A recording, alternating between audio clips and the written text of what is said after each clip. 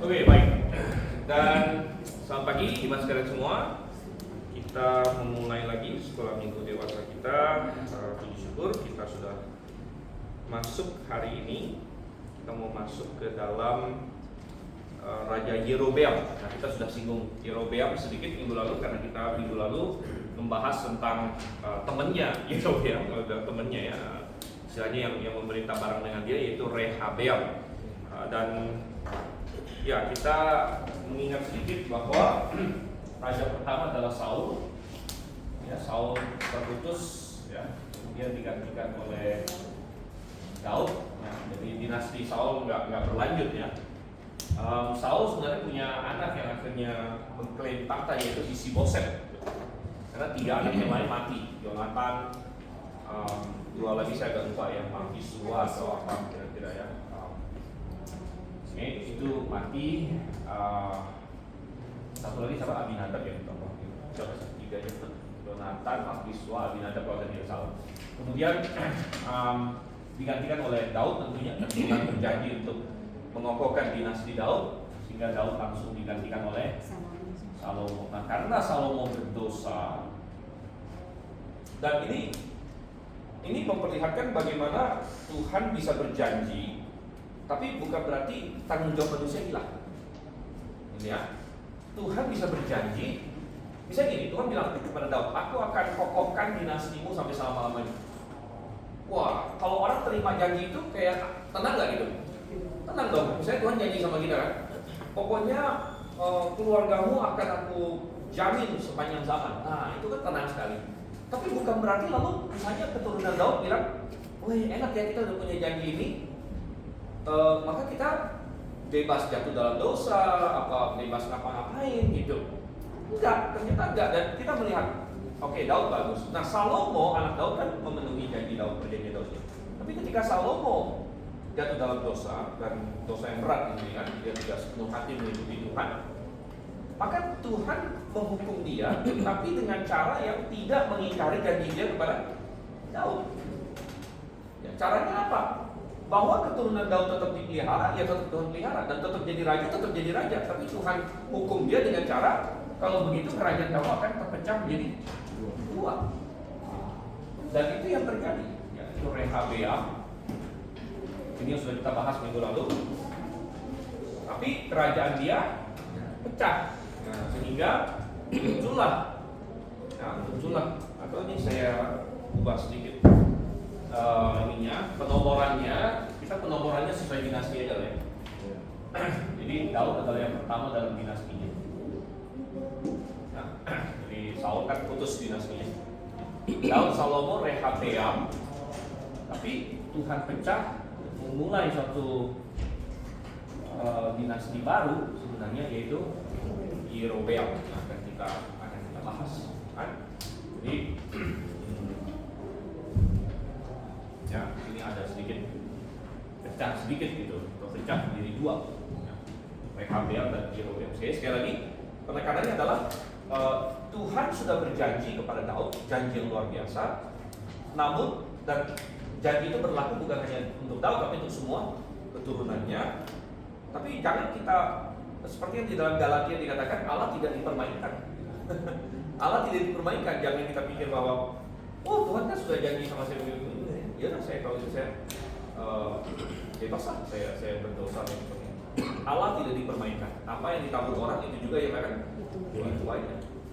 Nah, jadi tapi bukan berarti Tuhan lalu ingkar janji. Enggak, Tuhan bisa menghukum Salomo dan menghukum Rehabeam dengan suatu cara yang tidak mengingkari perjanjian dia kepada Daud.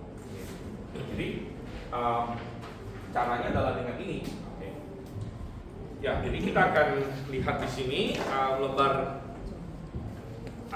isian ada di belakang. Teks kita tentang Yerobeam itu ada di 1 Raja-Raja 11 sebenarnya. 1 Raja-Raja 11.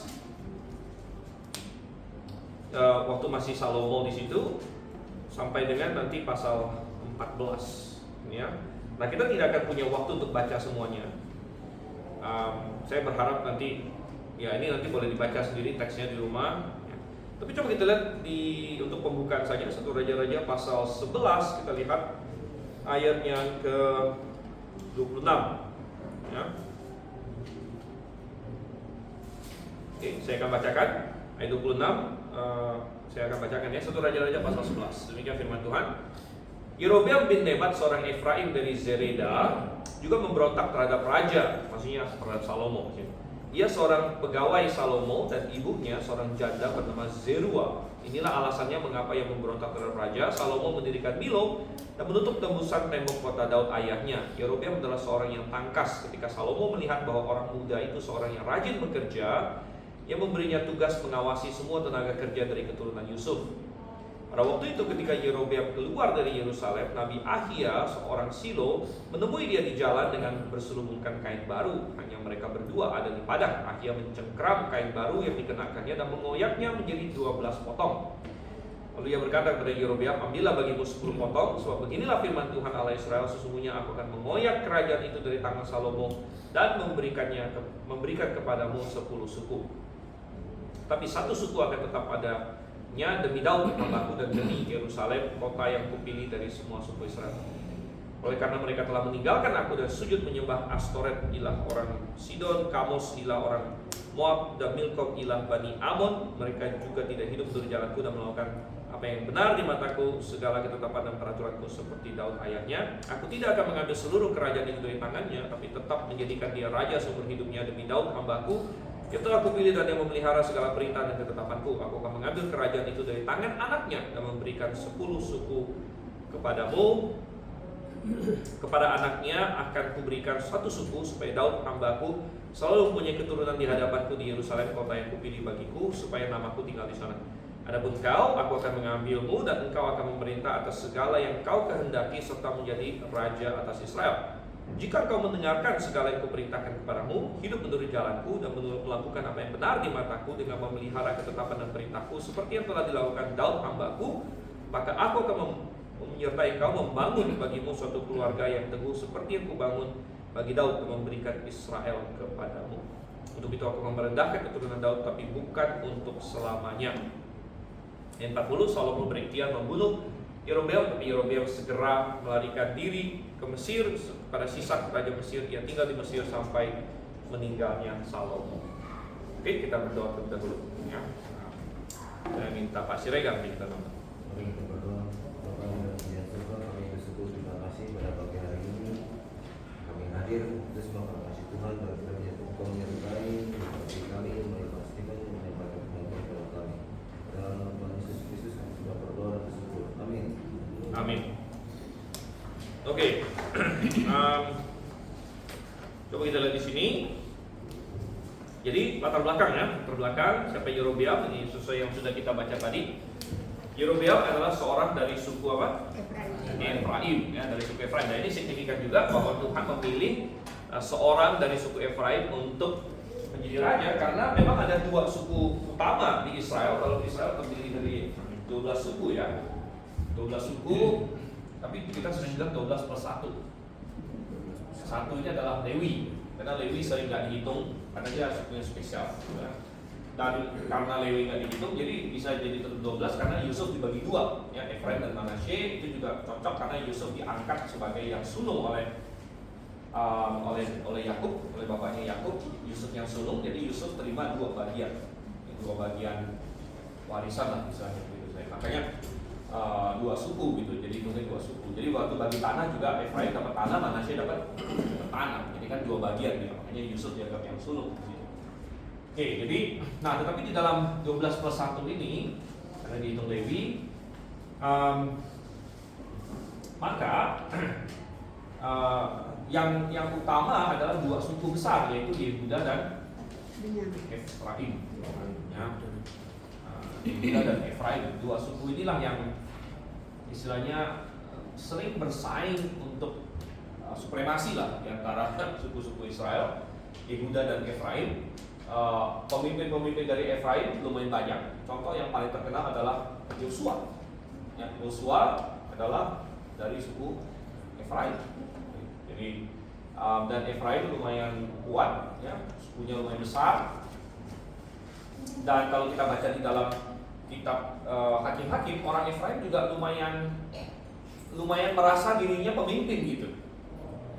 Ada ingat nggak ada insiden di dalam kitab Hakim-Hakim di mana ada salah satu hakim, ya contohnya Gideon, ya, yang berperang tapi nggak ngajak suku Benyamin lagi, nggak ngajak suku Efraim gitu, atau terlambat ngajaknya. Terus suku Efraim malah marah gitu, kenapa kamu nggak ajak saya gitu. Jadi mereka sepertinya sering menempatkan diri bahwa mereka lah pemimpin gitu. Mereka lah pemimpin atas Israel gitu. Dan posisi mereka memang cukup sentral. Kalau yang sudah pernah saya gambarkan ya, posisi Efraim itu ada di tengah. Di tengah. Jadi Yehuda itu justru yang paling selatan. Yehuda itu di sini. Nah, ini Yehuda. Yehuda itu paling besar wilayahnya, tapi paling selatan. Nah, habis itu ada Benyamin. Habis itu Efraim. Nah, di sini ada yang lain-lain ya, di pinggir-pinggir segala macam. Nah, di sini ada 2,5 suku di sini ya. Tapi Efraim itu adanya di tengah ya. Jadi posisinya sentral. Ya, dan jadi ada di sini. Nah, mereka sering bersaing ya. Tapi akhirnya Tuhan sudah nubuatkan bahwa posisi kerajaan akan jatuh ke Yehuda yang adalah dari Daud. Ya. Tapi kemudian ketika Salomo berdosa, ya dia bilang, oke, aku akan bangkitkan yang lain, yaitu Yerobeam, yaitu seorang suku Efraim, anak seorang janda yang namanya Zeruah, tadi sudah kita baca. Yang tadinya adalah salah seorang pegawai siapa? Salomo, ya, salah seorang pegawai Salomo. Jadi dia seorang pegawai Salomo. Bahkan Salomo melihat bahwa dia berbakat dan mengangkatnya menjadi pengawas di sini ya, mengangkatnya menjadi pengawas. Jadi dia memenuhi kriteria yang Salomo sendiri pernah tuliskan dalam kitab Amsal. Salomo pernah menulis dalam kitab Amsal, pernahkah engkau melihat seorang yang mahir dalam apa yang dia lakukan, ya, dia akan berdiri di hadapan raja-raja. Ingat ayat itu ya. Artinya kalau kita, ya ini satu hal yang bagus ya untuk anak muda atau untuk siapapun. Artinya jadilah hebat dalam apa yang kamu bisa lakukan, gitu ya. Atau jadilah hebat, jadilah berbakatlah dalam apa yang kamu bisa lakukan. Gitu. Oke, poin nomor 2, setelah Salomo menyimpang, Nabi Ahia mendapatkan Yerobeam. Nah, jadi ingat bahwa di dalam Israel pada waktu itu ada 3 jabatan yang penting ya. Pertama tentu raja, kemudian ada imam, ya, kemudian ada nabi ya, dan ketiganya ini penting dan Tuhan pakai. Nah, ketika ada satu yang salah, Tuhan akan pakai yang lain untuk menyeimbangkan. Nah, ini agak sedikit beda karena ini kan teokrasi, Israel kan teokrasi waktu itu. Nah, makanya the balance of power-nya seperti ini. Dan kalau kita di negara republik atau demokrasi, sering teorinya ya, bahwa check and balance itu juga dibagi menjadi tiga porsi ya. Ingat nggak apa? Eksekutif, legislatif, dan yudikatif. Jadi di situ ada balance of power ya, supaya ya saling check and balance gitu kan. Teorinya sih seperti itulah.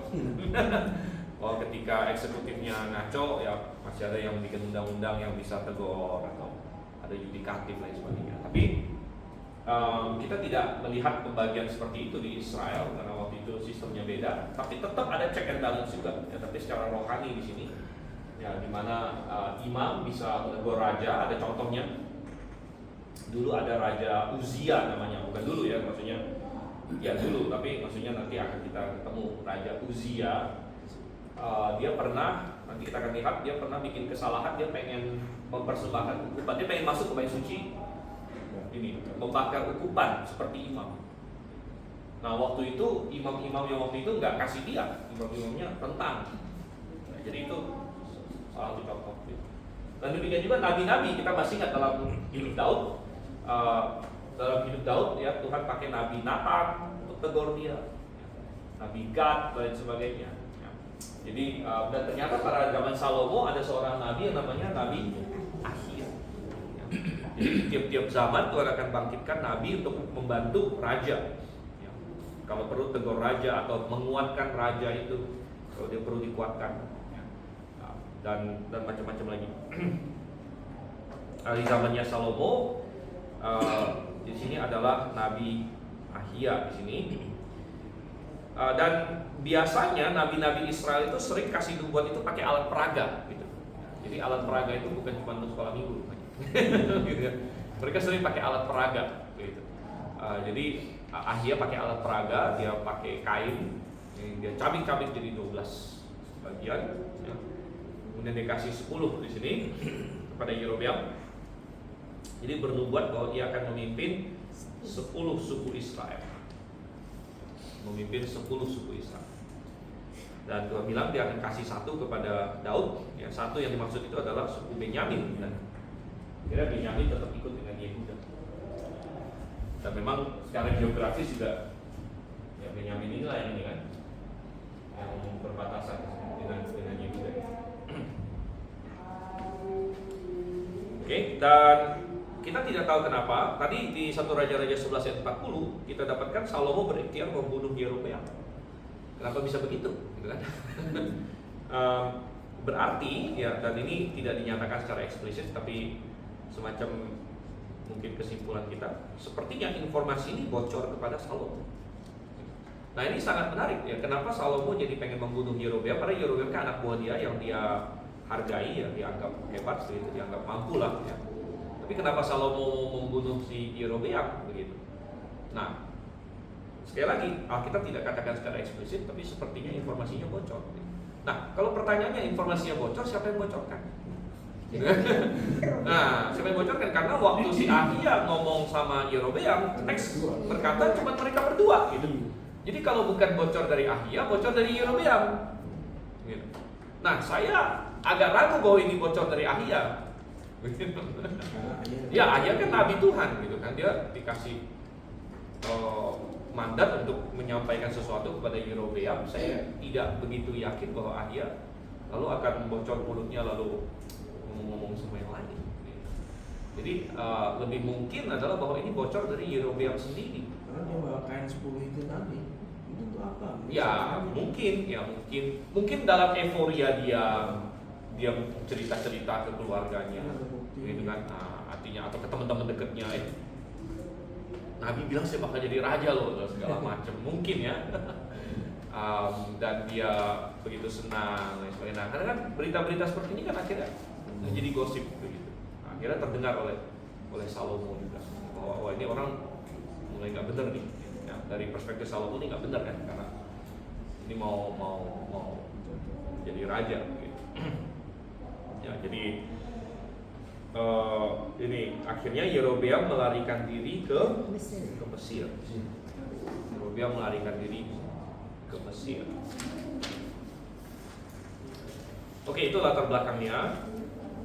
Nah, kemudian ujung-ujungnya bagaimana dia menjadi raja? Nah, itu sebenarnya ada di pasal 12 ya, pasal 13, pasal 14. Sekali lagi kita tidak punya waktu untuk baca semuanya. Saya harap Anda sudah lumayan familiar. Bahkan kalau bisa, mestinya dibaca duluan ya, karena kita sudah tahu kan minggu ini kita mau bahas Yerobeam gitu. Nanti saya kasih tahu juga di minggu depan kita mau bahas siapa gitu.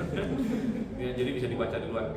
Dan coba kita lihat poin nomor 3. Dikatakan di sini, setelah kematian Salomo, Rehabeam naik tahta. Ya, Rehabeam anaknya Salomo, sudah kita bahas minggu lalu, dan Yerobeam kembali dari Mesir. Nah, Yerobeam memimpin orang Israel dan meminta keringanan, ya, atau keringanan pajak atau keringanan pekerjaan, meminta keringanan dari Rehabeam. Nah, meminta keringanan. Nah, ini yang sudah kita bahas waktu kita bahas Rehabeam, yang dimana Rehabeam minta pendapat dari penasihat dia. Ada dua nasihat di situ kan, dari penasihat yang tua, kemudian dari penasihat yang muda. Ya. Tetapi akhirnya Rehabeam mendengarkan nasihat dari yang muda dan menolak permintaan keringanan itu. Hal ini menjadi momentum bagi 10 suku Israel untuk memberontak, ya, memberontak, dan mereka mengangkat Yerobeam menjadi raja. Oke, jadi akhirnya secara resmi mereka memisahkan diri.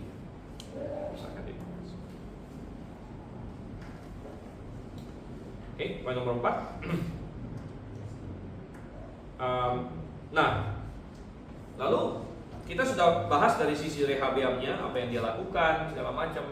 Pertama Rehabeam kan pengen paksa lagi nih, dia kirim pasukan segala macam, pengen kalahkan yang Yerobeam, tapi kan Tuhan bilang jangan, ini dari aku, gitu ya. Jadi kita bisa melihat bahwa Tuhan bukan hanya bisa mendatangkan persatuan ya, Tuhan juga bisa mendatangkan apa? Perpecahan. Jadi ada persatuan yang dari Tuhan, ada juga perpecahan yang dari Tuhan, gitu. Nah, jadi ada suatu apa ya? Seringkali ada suatu soundbite atau moto ya, oh bersatu itu pasti bagus. Enggak juga gitu. Ya, kalau bersatu dalam kebenaran ya itu pasti bagus. Gitu. Bersatu yang dikehendaki Tuhan, bersatu yang untuk yang hal yang benar gitu. Tapi kalau bersatunya di dalam kesalahan ya bukan hal yang bagus. Gitu. Malah di situ harus ada perpecahan seperti yang Paulus katakan. Coba kita buka di dalam ini ya. Yang Paulus bilang harus ada perpecahan itu. Gimana itu? 1 Korintus kan? Ya, di 1 Korintus, coba kita lihat di sini.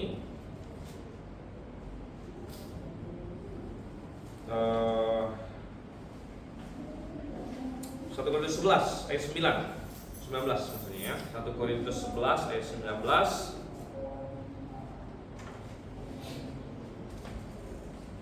Dan boleh ada satu orang baca mungkin pakai PB1.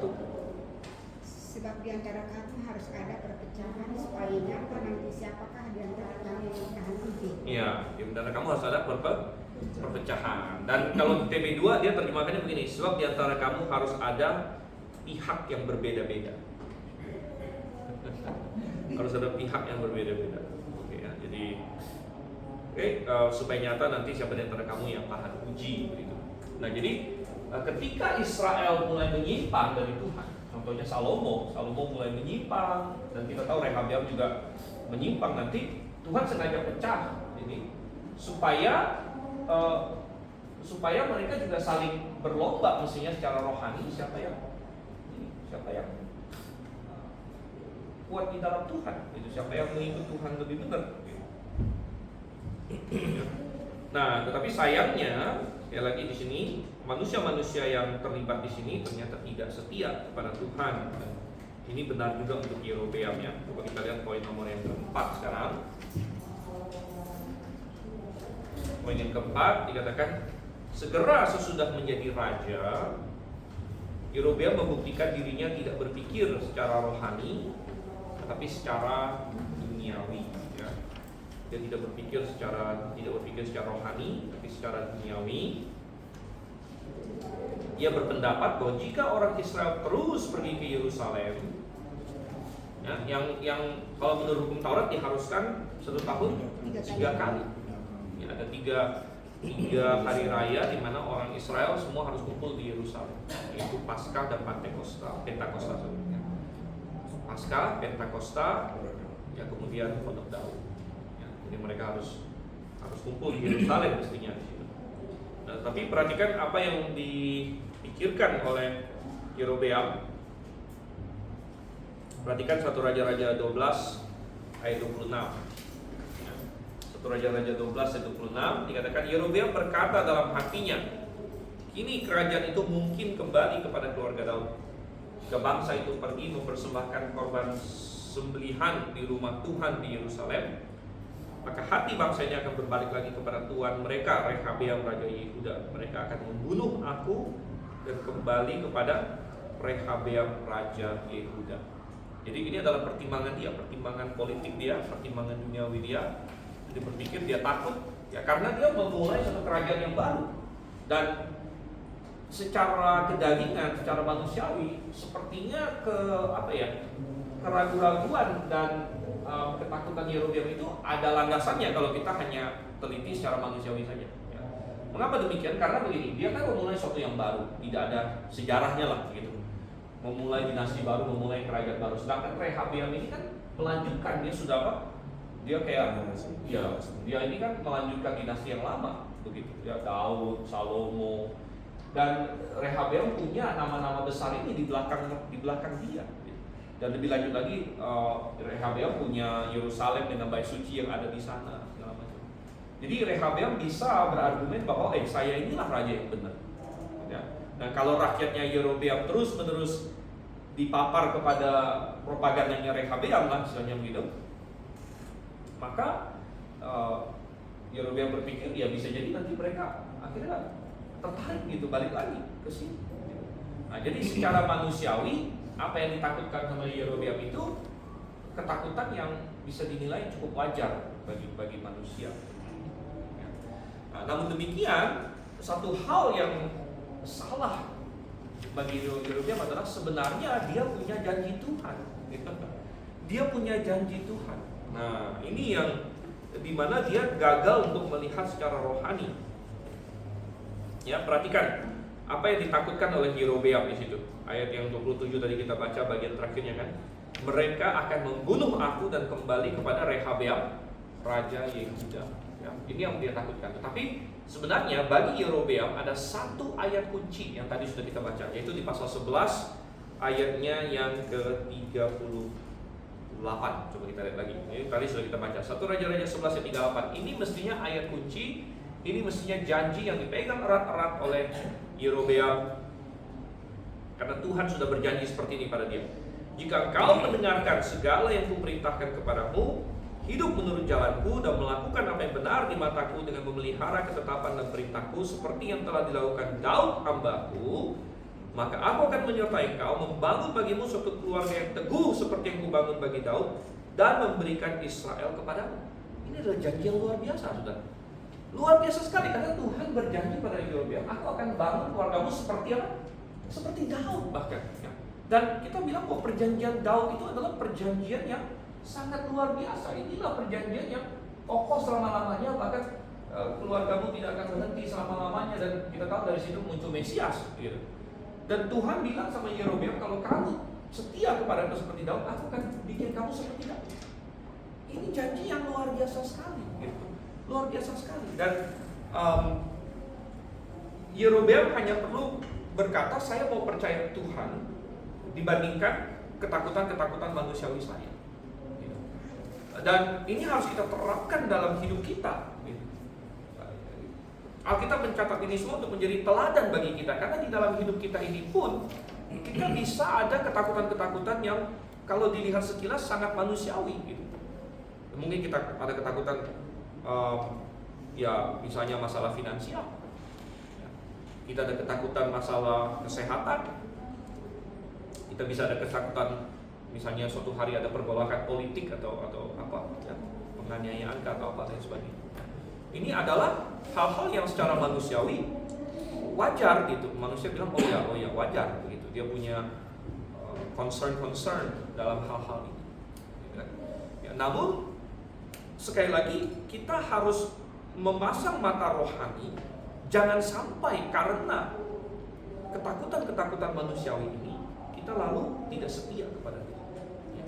Kita lalu melanggar ya, prinsip-prinsip Tuhan demi hal-hal yang kita takutkan secara manusiawi, yang mungkin orang dunia pun akan bilang oh ya wajar lah dia berbuat seperti itu ya, karena memang secara manusiawi wajar. Tapi kita kan bukan dituntut untuk berjalan sebagaimana manusia biasanya begitu ya.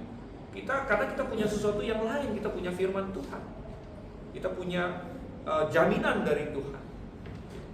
Oleh karena itu tidak ada alasan bagi kita untuk membiarkan ketakutan-ketakutan manusiawi kita untuk membuat kita bergeser dari Tuhan, bergeser dari prinsip-prinsip Tuhan ya, dari firman Tuhan, atau akhirnya kita memilih suatu dosa tertentu ya, karena kita ada ketakutan tertentu ya.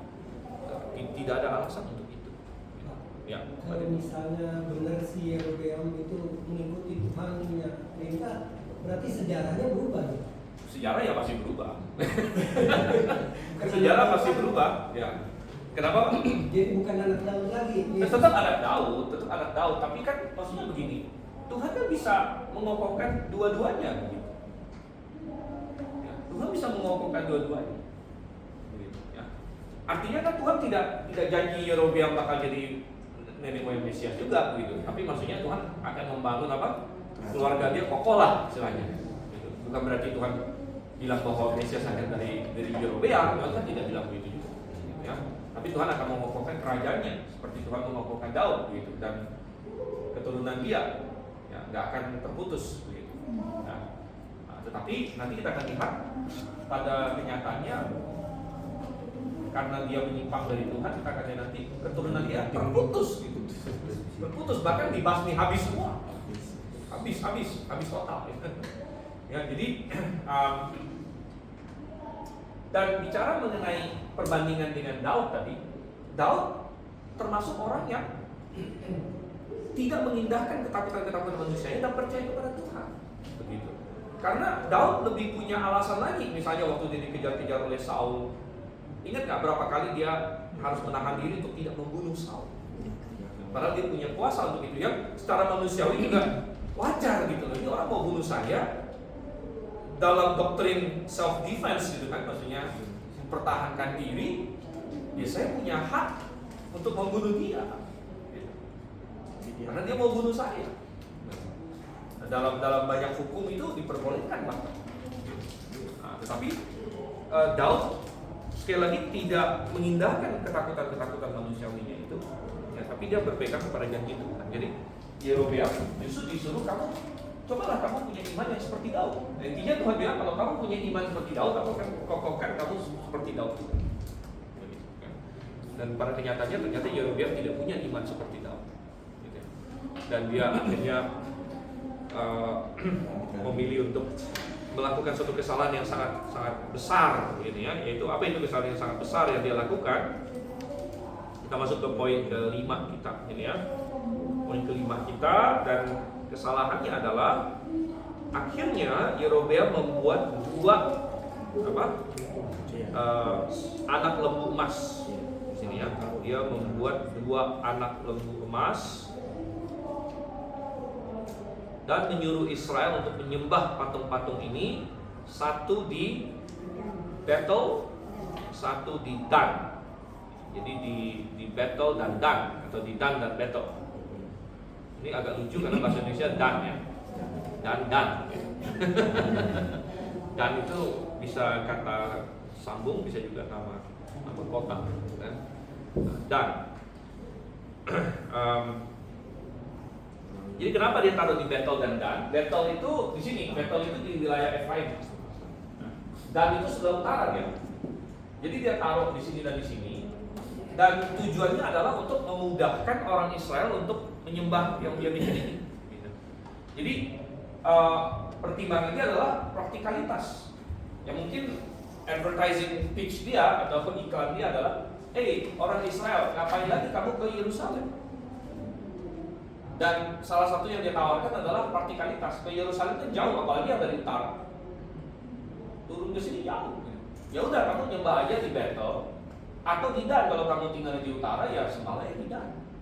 Kalau kamu yang di sini, ya sembahlah di sini, yang di Betel, gitu. Daripada kamu harus jauh-jauh ke Yerusalem. Nah, jadi dia menawarkan kemudahan, praktikalitas kepada umatnya, ya, lebih daripada kebenaran. Karena yang benar adalah menyembah di Yerusalem, itu yang Tuhan mau untuk orang zaman itu.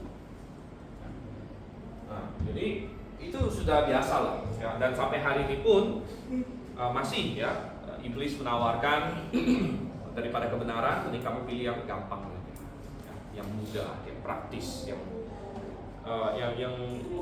lebih inilah, lebih gampang gitu ya.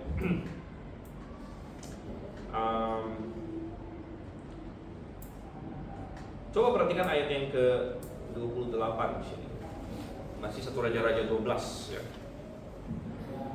1 Raja-Raja 12 ayat 28. Sesudah meminta nasihat, raja membuat 2 anak lembu jantan dari emas. Lalu ia berkata pada mereka, sudah cukup lama kamu pergi ke Yerusalem, hai Israel. Lihatlah ilah-ilahmu yang telah membawa engkau keluar dari Mesir. Dan perhatikan, lihatlah ilah-ilahmu, yang telah membawa engkau keluar dari Mesir katanya, ya. Dan kata ilah-ilah di sini sebenarnya memakai kata Elohim. Nah, Elohim itu bisa diterjemahkan ilah-ilah, bisa juga diterjemahkan Allah sebenarnya. Jadi Elohim bisa mengacu pada Allah yang benar, atau Elohim bisa mengacu pada ya, ilah-ilah. Dan sebenarnya yang Yerobeam mau lakukan di sini, sebenarnya dia masih mencatut nama Tuhan. Jadi yang mengeluarkan Israel dari Mesir itu kan Yehova sebenarnya. Dan Israel tahu itu. Yang mengeluarkan Israel dari Mesir itu adalah Allah Abraham, Ishak dan Yakub, yaitu Allah Yehova. Tapi si Yerobeam ingin berkata, sekarang kita menyembah Yehova melalui lembu-lembu emas ini. Jadi dia masih memakai nama Yehova, tapi pakai lembu emas. Dan sebenarnya ini penghinaan ya. Kalau misalnya ada gambar monyet orang ini kita marah. Nah, apalagi Tuhan gitu kan. Lalu dibilang, inilah lembu emas, inilah Allah. Manusia saja akan marah juga, apalagi Tuhan. Dan tetapi dia masih memakai nama Tuhan, masih ini. Jadi mirip, banyak orang hari ini masih pakai Yesus, tapi tidak menyatakan Yesus sebagaimana Yesus ada, atau tidak mengikuti Yesus yang sebenarnya ada dalam Alkitab.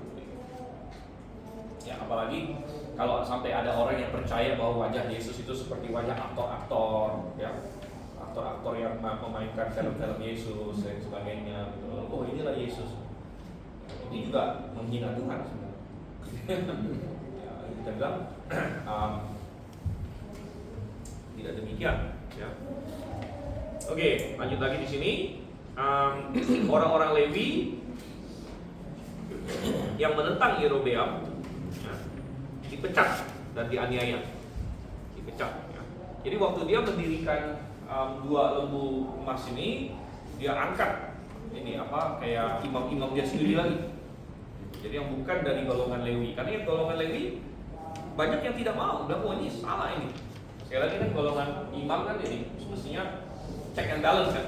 Ya, Yerobeam menyimpang, orang imam-imam marah gitu. Tapi yang dilakukan Yerobeam adalah dia pecat. Yang jadi imam besar siapa ya waktu itu? Yang apa? Yang jadi imam besar. Di zamannya Yerobeam kan berarti Rehabeam juga ya. Imam besar kan pasti di Yerusalem. Jadi imam besar itu nggak ketemu langsung Yerobeam sebenarnya. Ya, karena imam besarnya adanya di Rehabeam. Begitu ya. Tapi kita nggak dikasih tahu namanya sih. Ya. Tapi di zaman Salomo imam besarnya Zadok. Zadok ya kita nggak tahu ya. Zadok kan udah lumayan tua. Habis itu mungkin anaknya, kalau Rehabeam nggak tahu mungkin anaknya lagi. Ya. Nah, tapi kita udah nggak dikasih tahu sih nama imamnya di sini. Dan poin nomor 6, ia secara total mengkhianati Tuhan. Ya. Secara total mengkhianati Tuhan yang telah mengangkat dia menjadi raja.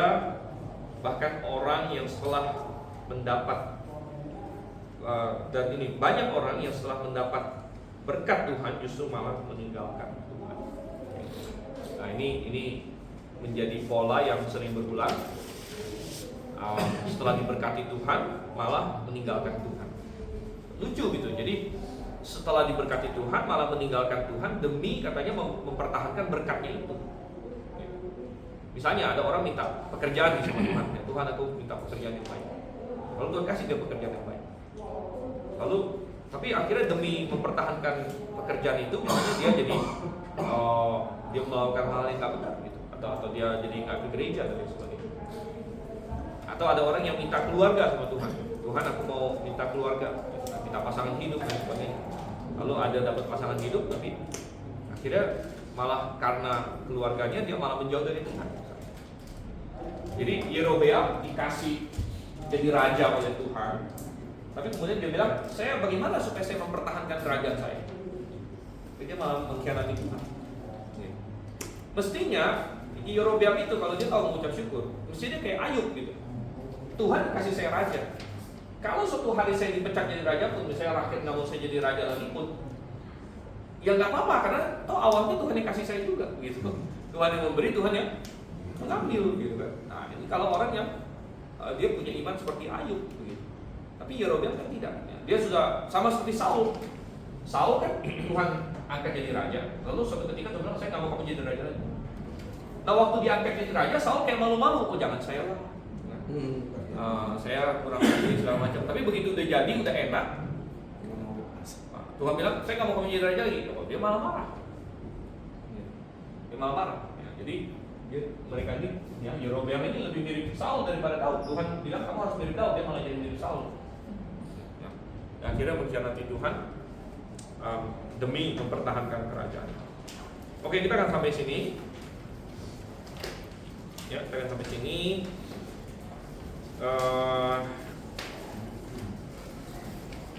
Ya, mungkin minggu depan kita akan selesaikan. Kita akan masuk juga ke ini ya.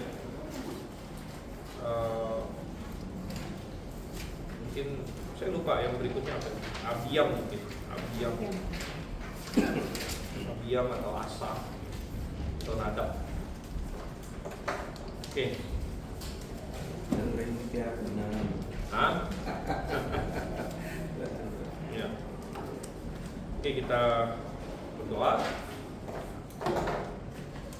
Dan kita parona menjadi rahmat.